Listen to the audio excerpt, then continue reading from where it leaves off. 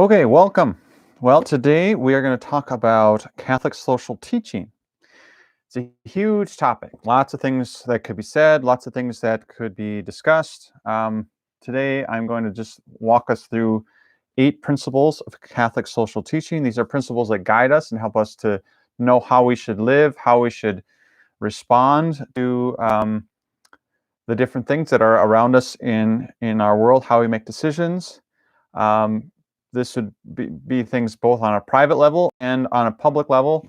Usually when we think of Catholic social teaching and doctrine, we're focusing on sort of the higher level, like how do we prioritize things, or how do we make decisions, or what's our guiding sort of philosophy in terms of how do we look at the world.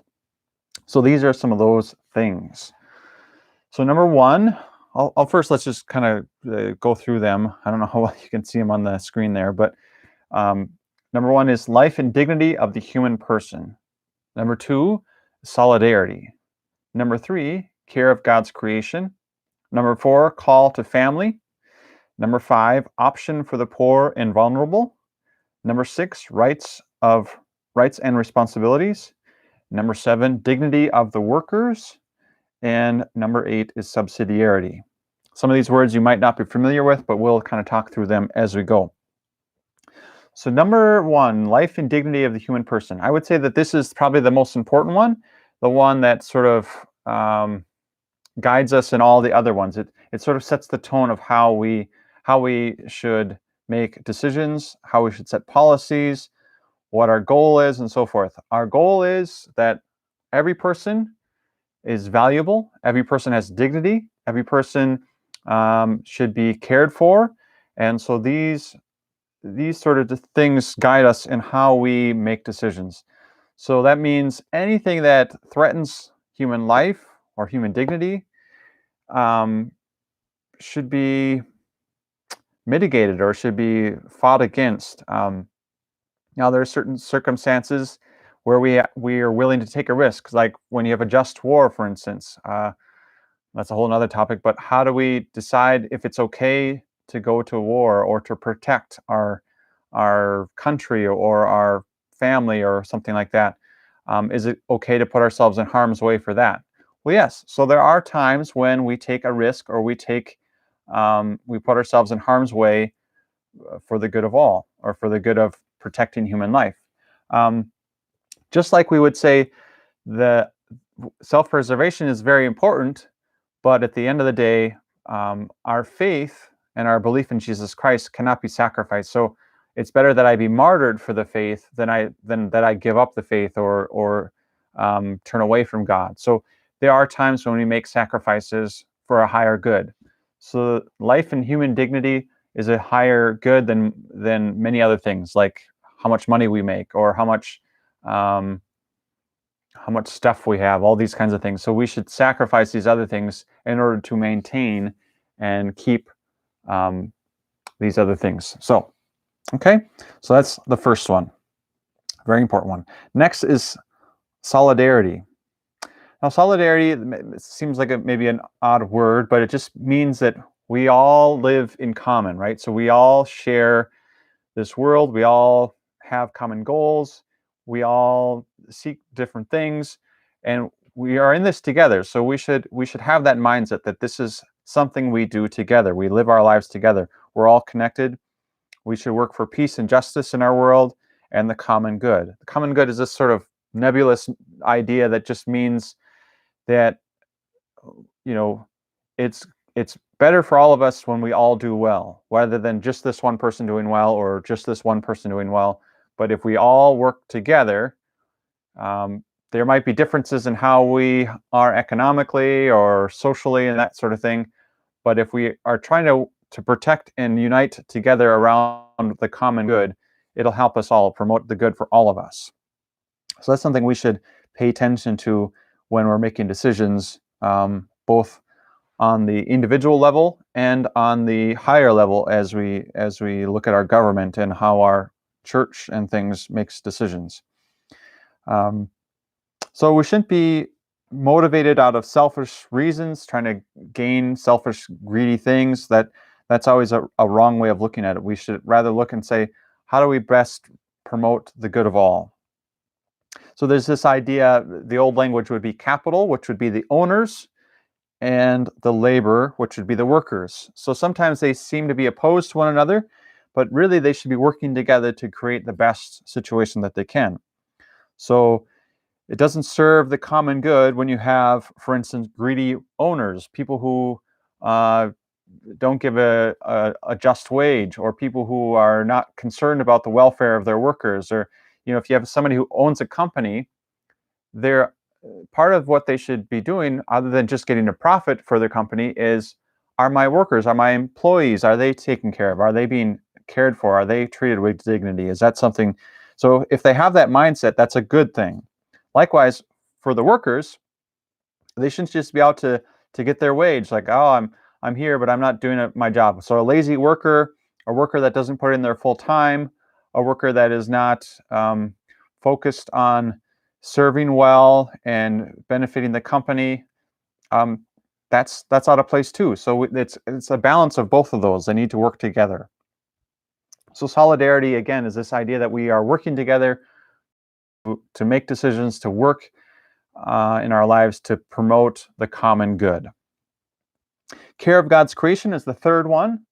I think that one's pretty self-explanatory. Care of God's creation just means that we're good stewards of what has been given to us.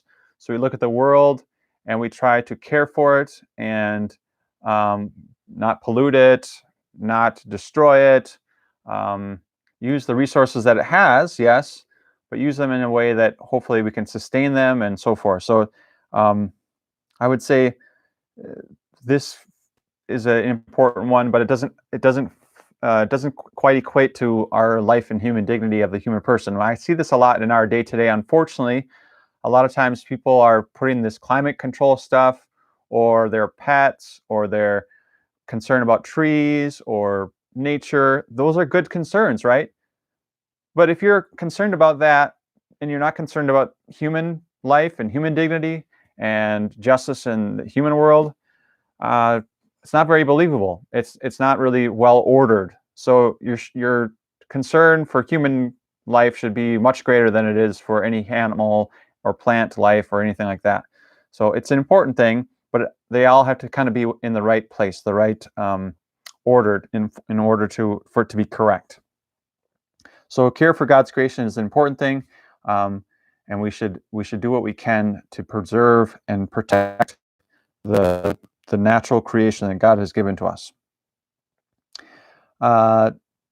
Number 4, call to family and community participation.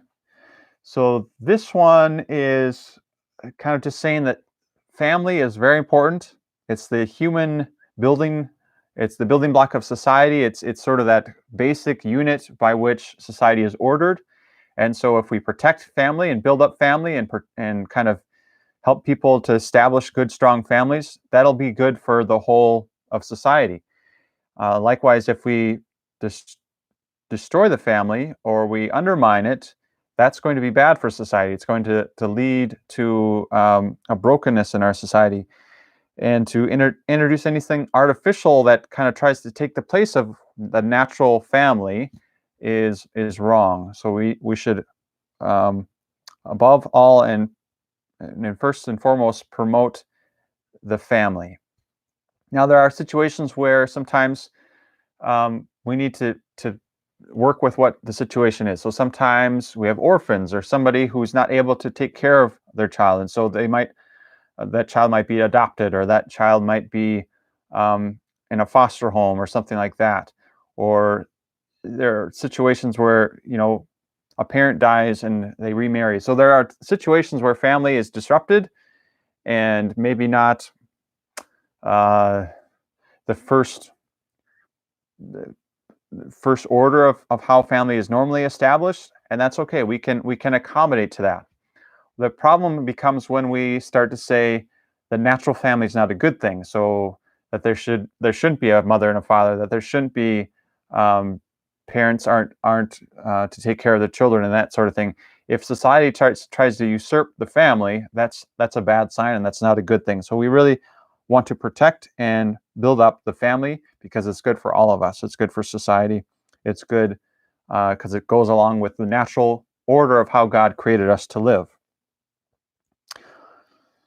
Okay, that's number 4. Number 5 is option for the poor and the vulnerable. So the poor and vulnerable, that's a pretty big group, right? It can mean lots of different things. It could be poor economically, could be poor spiritually, could be poor in terms of ability to care for oneself and so forth. Vulnerability, anybody who's vulnerable, it's for different reasons. Maybe it's somebody who has some kind of handicap, or an elderly person, or a young person, someone who is vulnerable to somebody taking advantage of them or using them for something. So we should protect those people. They are to be protected. And there's this insight that all other things being equal, we should prefer those people. That any system of government or decisions that we make, we should look at how are these people doing, what's their life look like by the way we order our society. So if we look at a society, this is like a way to measure how healthy society is. How do we treat our poor? How do we treat our vulnerable? If we do a nice job and they're well taken care of, it's a healthy society. If, on the other hand, the poor and the vulnerable are being taken advantage of, they are not doing well, they are not given dignity, that tells us something about our society. So we can look at that. In the Western world, meaning Europe and United States, developed countries, we have a lot of riches, we have a lot of wealth. But how do we treat our poor? How do we treat our vulnerable? When I see things like euthanasia becoming a common way of dealing with people who are sick, even if they are led to believe that this is a good choice for themselves, to me that tells me that there's a lack of something there. We don't value human life enough to give those people meaning. We don't value human life enough to make an effort to take care of them. Now, sometimes we just lose track of that. We lose a sense of what is of value, and we try to give value to our lives without God, and that's always going to lead to problems. So it's important for us to try to find ways of looking at our society and saying, when we do what we can for the poor and the vulnerable, and we take care of them and they're well taken care of, that's always a good sign for us. So it's an important thing to pay attention to, and admittedly not always a first priority for us, because let's face it, if we're not poor and we're not vulnerable, then we might not think about that too much, or we might not be aware of that. So how do we measure that? I think it's something we know people, we can be aware of people, and so how do we look at them? Do we value them? Do we try to help them? So it's not always easy to see exactly what that means, but that's something we ought to pay attention to as a society and as individuals. How do we care for those around us who are poor and vulnerable? That's number 5. Number 6 is rights and responsibilities. So this kind of it's pretty basic. The idea is that we have rights, yes, but we also have responsibilities, and they kind of go together. If I want all the rights of being a member of society and everything, but I don't want to take any of the responsibilities, that's not going to go well. So, for instance, if I want to be a part of the family of God, there's the precepts of the church. I'm supposed to worship. I'm supposed to receive communion. I'm supposed to go to the sacrament of reconciliation. I'm supposed to financially provide for the needs of the church. I'm supposed to do these basic things.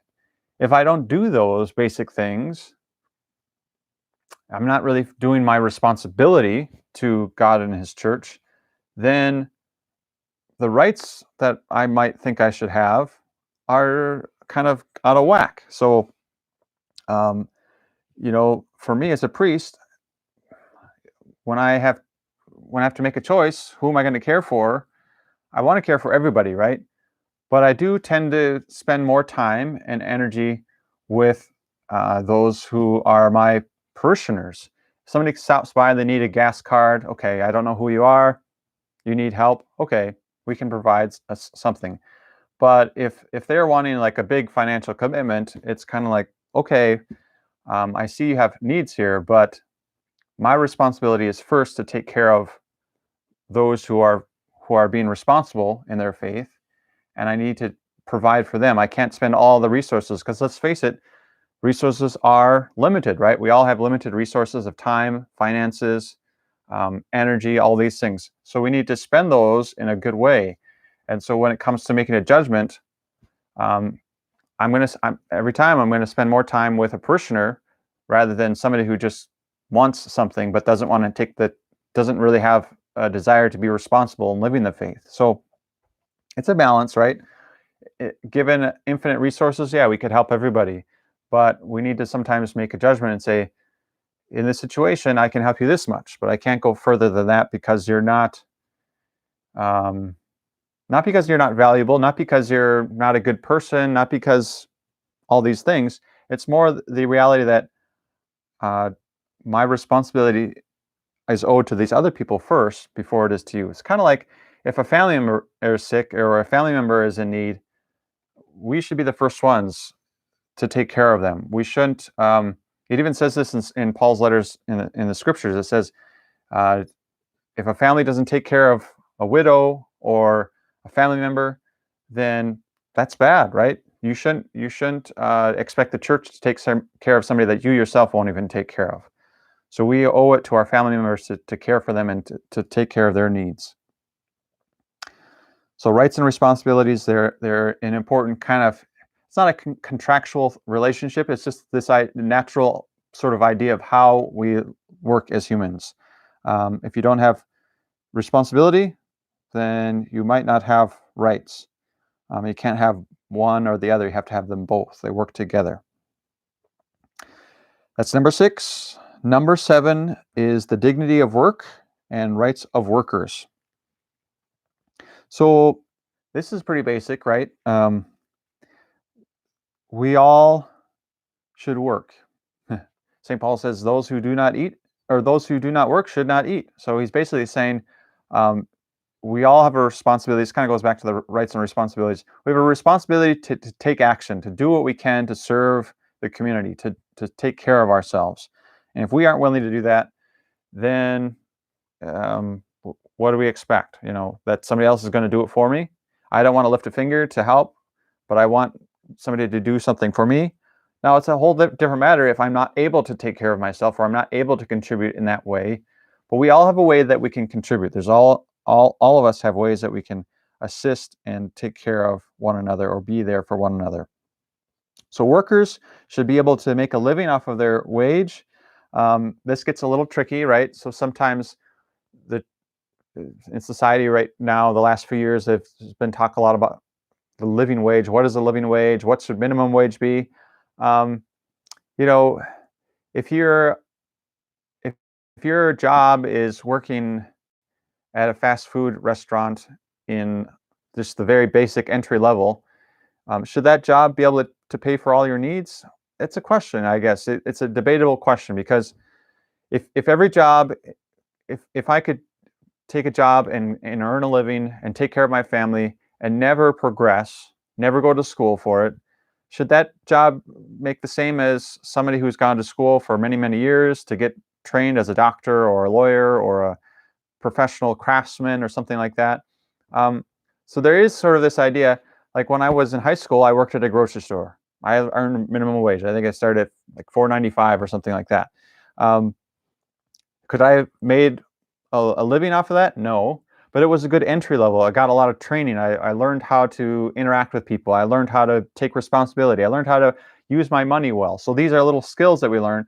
So it's okay, I think, for there to be jobs that are kind of like those, like entry level, start level, something that I'm not going to do the rest of my life, but it's a way for me to learn.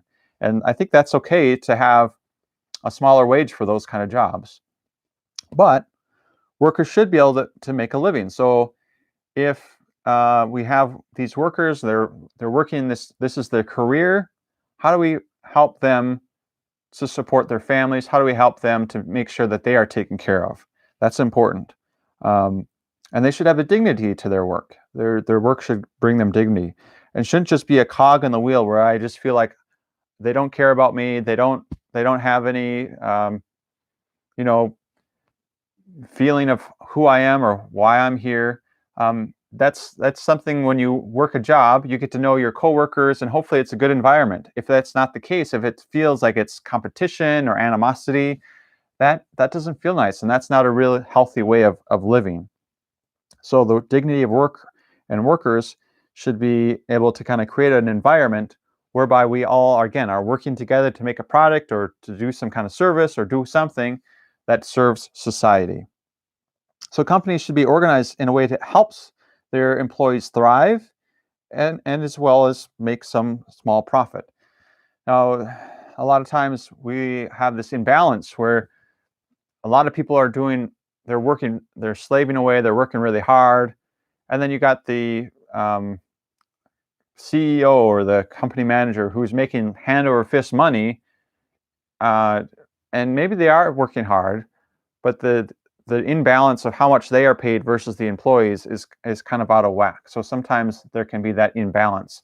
So this principle says that there should be as much equality as we can, uh, with all those other things being granted. Okay, I went to school, I earned an education, I worked hard, I was promoted, all these things. Okay, yes, you deserve perhaps a higher wage, but it shouldn't be so out of balance that that it creates animosity or problems, and people should not be taken advantage of. So, I think of the situations you have like migrant workers who come and they work, and sometimes, I don't know how often this happens, but sometimes what will happen is these migrant workers who are not undocumented will get taken advantage of. So they'll say, okay, come and help us harvest. And then when the harvest is done, they won't pay them, or they'll call the authorities to come and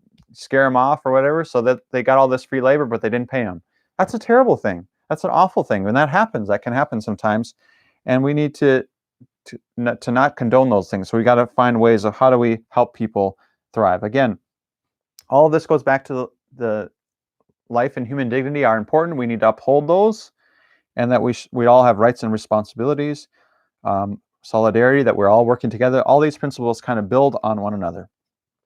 So that's number 7, the dignity of work and right of workers. Finally, number 8 is subsidiarity. Now, this one it's an interesting one. It's this principle that decisions should be made on the smallest or the most local level that they can be. So, for a larger government or higher up in the government authority to take decisions into their own hands that are not necessary, to kind of take them off the local level, in a certain way, devalues the local people. So here in Crosby, we have a mayor, we have a city council, things like that. They should make decisions that are things that matter here. We shouldn't have the state of Minnesota or the national government making decisions for our little town here. We should be able to make our own decisions. So it's kind of out of whack if that gets out of place. It can remove our dignity, or can remove our sort of initiative in the process, and that can be a bad thing. So to control on a higher level, this may seem easier, right? It might seem more at times, if you're looking at a system, you're saying, okay, I can make this more economical, or I can make this decision better. But sometimes it affects us in a negative way if that decision is taken out of our hands. It kind of takes away our ownership of those decisions, and then we're maybe less likely to live by them or follow them.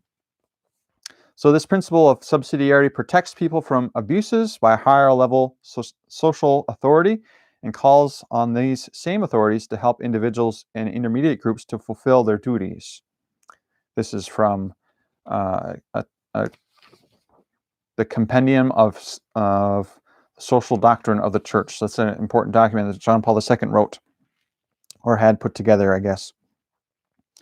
This principle is imperative because every person, family, and intermediate group has something original to offer the community. Experience shows that the denial of subsidiarity or its limitation in the name of alleged democratization or equality of all members of society limits and sometimes even destroys the spirit of freedom and initiative. So sometimes um, that problem of taking it away from people leads us to a place where we feel like we're not valued, and that's never a good thing. So you can learn a lot more about this in a document called the Compendium of, of the Social Doctrine of the Church. It's a huge document, lots and lots of things in it. I might just guide you to chapter 4 in that document, which is the principles of the church's social doctrine. Let me just read off the titles of that section. The meaning and unity, the principle of the common good, the universal destination of goods, the principle of subsidiarity, participation, the principle of solidarity, the fundamental values of social life, the way of love. So these are all sort of titles of sections of that part. I think there are like 12 chapters in this document, so it's a huge document, lots of things to check into, but it's really a really helpful resource if you're trying to understand different aspects, whether particular or universal, of Catholic social teaching and Catholic social doctrine. How do we organize a society? How do we live as humanity? How are we meant to take responsibility for our lives and yet participate in a community? So these are all principles. I hope this was helpful. Catholic social doctrine. There it is.